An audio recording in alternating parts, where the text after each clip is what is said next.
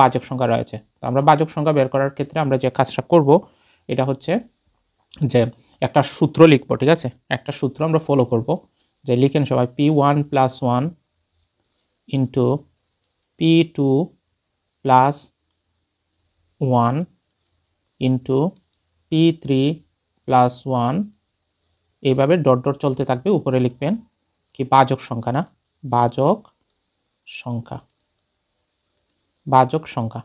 তাহলে বাজক সংখ্যা আপনারা এইভাবে বের করবেন। ওকে, যে P1 + 1 P2 + 1 P3 + 1 dot dot দিয়ে এরকম করলে বাজক সংখ্যা বের হয়ে আসবে, ঠিক আছে? তো এখানে P মানে কি বোঝানো হয়েছে? P = আমি ধরছি হচ্ছে পাওয়ার, P সমান কি পাওয়ার, ঠিক আছে? আচ্ছা, তো আমরা এখন যেটা করব, যেমন 34 আসছে পরীক্ষায়, 34, এই 34-এর আপনাকে কি বলছে কয়টা বাজক সংখ্যা আছে বের করার জন্য। তো আপনি প্রথমে তাকে উৎপাদক বিশ্লেষণ করবেন, কত হবে 18, আবার 2 দিয়ে যদি করি কত হয় 9, আবার যদি 3 দিয়ে করি তাইলে হচ্ছে এভাবে, তাই না? আবার যদি করি 3 এবং 1, এত শেষ আমাদের এইটা। এখন আমরা এটাকে কিভাবে লিখতে পারি? 34-কে লিখতে পারি হচ্ছে 2 ইন্টু 2 ইন্টু কত 3 ইন্টু 3, এত শেষ, আর তো নাই। এখন আমরা কি করব, এখান থেকে আপনারা একটা জিনিস দেখেন, এখানে 2 কয়টা আছে বলেন? 2 কয়টা আছে? 2টা। তাহলে 2-র ওপর 2 ইন্টু এখানে আছে 3 কয়টা আছে? 3 হচ্ছে 2টা, 2টা। এটার উপরে যেটা আছে 2, এটা হচ্ছে পাওয়ার, এটা হচ্ছে P এর মান। এই যে এটা হচ্ছে পাওয়ার বা P এর মান, ঠিক আছে? P এর মান, এটা হচ্ছে P1 আর এটা হচ্ছে আপনার P2, এই হচ্ছে বিষয়, ঠিক আছে? আচ্ছা, তাইলে আমরা এখন কি করব? এই যে সূত্র অনুযায়ী বাজক সংখ্যা হতে বাজক সংখ্যা সমান, এখন আমরা কি করব? P1 + 1, তাহলে P1 কত আছে? P1 কত আছে? 2, 2 + 1, বুঝছেন?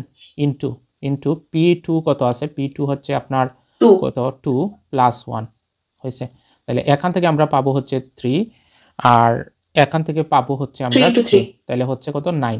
তাহলে এই 9টা কি? 9টা হচ্ছে আপনার বাজক সংখ্যা, এই 9টা হচ্ছে কি বাজক সংখ্যা। তাহলে বোঝা গেছে কিনা যে আমরা বাজক সংখ্যা কীরকম বের করব?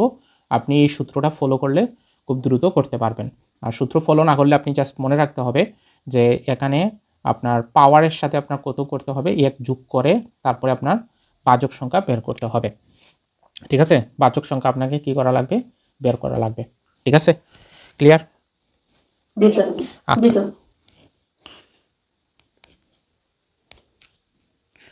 দেখে একটু বলেন তো সূত্রটা।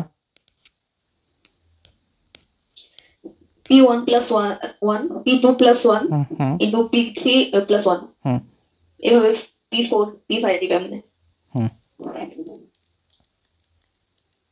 এখন প্রশ্ন